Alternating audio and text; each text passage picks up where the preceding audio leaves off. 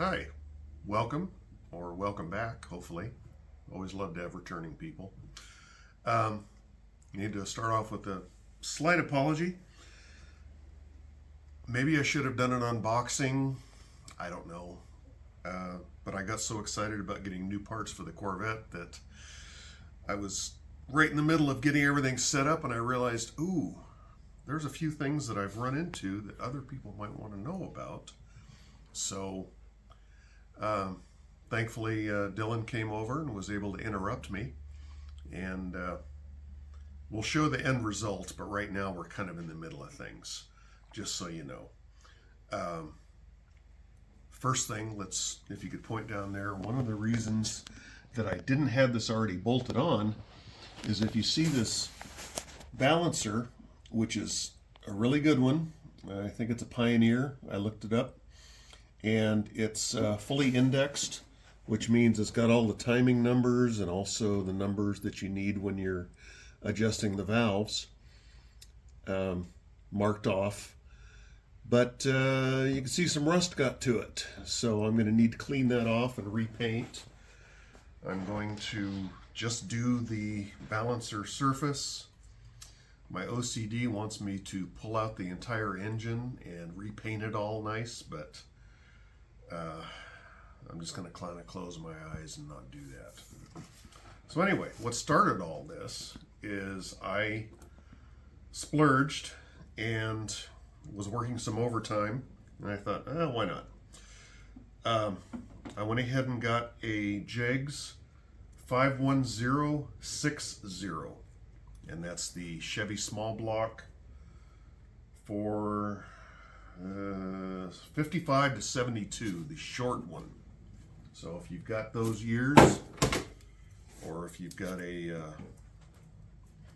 car that requires the short water pump, that's the one you want to get. Anyway, it's aluminum because I kind of wanted the cool factor, but also it is the high flow. And on a C3, of course, you want to get as much of an advantage on the cooling as you can. Which brings up the next point. When you receive this, this won't be installed. The studs will not be installed. And also you've got a few decisions to make. Now, they give you the plug, comes with it. Here's another one. If I wanted to, I could plug off the heater outlet here, which I'm not going to. And so I went ahead and installed the stock one. And then instead of pulling out this bolt or this plug, I decided to go ahead and just use the one that they had. Which, could I paint this and make this look stock? Yeah, why would I want to? I mean, it's aluminum. You want to kind of show it off. So anyway, one of the notes that I have is you will need metric Allen wrenches for this. This happens to be a 10 millimeter. Okay, and turning around the water pumps, you'll notice they each have the same setup back here. You got 3 holes, 4 holes, and these, of course, are the for the coolant to flow through, and the mounting holes. This one here is for coolant bypass, and what it does is before the thermostat opens up, you don't want the coolant just sitting there. You want it circulating at least a little bit because, and on a small block Chevy, it happens to be this cylinder head will get warmer than anything else if no coolant is flowing through it. Now, some guys will go ahead and block it off, and what they have to do is drill holes in their thermostat, which this doesn't have a thermostat in it right now, so I can't show you what I'm talking about. But they'll drill like, I think 1/8 inch holes, a couple of them, 2 to 4 around the circumference. You could do that if you want. I'm not sure why you would want to when you've got this factory setup that works just fine. Anyway, but when you get this, I just happen to notice, and I'll just do it in, but it was screwed in all the way in case you wanted to bypass that. It's a 6mm, and I went ahead and pulled it out because I'm going to go ahead and use the factory setup. Especially with a C3, you want coolant circulating as much as you can. And one last thing is I had switched out the studs on this, and it's got, this is the stock spacer that goes on that. I'll see if it's needed. It's to space the fan out. And it does come with extra spacers in case you might need to space the fan out a little bit more. And of course gaskets. No. Here's the spacers. Probably put that in my parts stash. But what you will need to do is use some type of glue. I used RTV adhesive, and you will, of course, I used the double nut way of doing things, and way of doing things.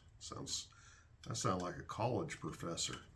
Anyway, the double nut method is you take and tighten these up against each other. Then you use the top one to screw it in, bottom one to screw things back out, 2 nuts, then use 2 wrenches to take it out. Anyway, I was screwing them in until they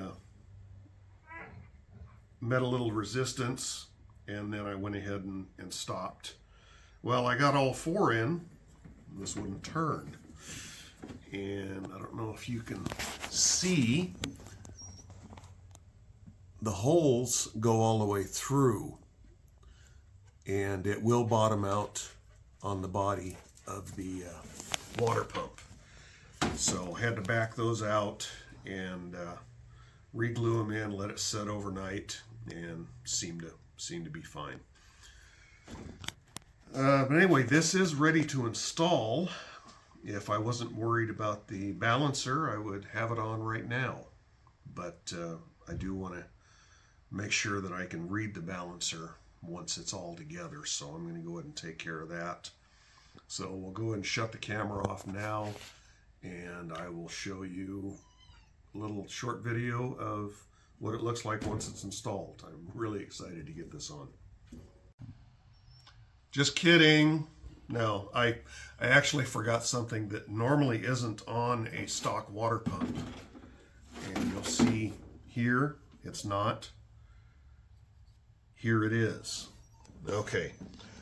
What this is for is if you're running a roller cam, hydraulic flat tappet cams, the lobes are actually cut at an angle. Very slight angle, but they are. It's for 2 things. One, for the lifter to spin, rotate, and the other is to hold the camshaft in place from it going back and forth. Because with the driving from the front with the crankshaft, and then what the oil pump and the distributor will do, it moves things back and forth according to RPM. You don't want that. You want everything to stay in place. So when you put a hydraulic roller, which eventually this will have one, just not right now, one of the problems is the cam walks back and forth. So the most common way to fix it is a little nylon button that fits in the nose of the camshaft, goes up against the timing cover around in this area here. That's all and good, but the stock timing cover, the metal's a little bit thin, and you can actually get it flexing a little bit, especially at higher RPMs. So what this is going to do, which is really cool, you put a 5/16 bolt through there, long enough to lightly touch and then even preload by a couple of thousandths the timing cover. And what it does is it keeps it from flexing. And that's just a neat little feature that it wasn't mentioned in the advertising. So I'm glad they did it. I don't know who makes this for Jegs, but seems to be a good piece. Anyway, like I said before, excited to put this on, and we'll shut the camera off for now. I really mean it this time. Okay, and through the magic of video editing, we're going to show you the completed project. Turned out pretty good. There's a few snafus along the way. If anybody else is doing this, don't put this fitting in until you get the pump all bolted up, because even my thin socket wouldn't clear that. And I think that was about it, really. Now, of course, I can start putting together the rest of the front end of the engine, but it's going to be a while. But you'll hear about it when I do. And thank you for watching if you got this far. From what I could see, this is a very nice piece. A little different from stock though, so just pay attention to the things I ran into. And of course, if you want to block off everything, you can do that too. I didn't see any reason to. I like the way the factory had things set up in this case. But anyway, please tell anybody you can, any way that you can, and I will keep you updated on progress. Thank you.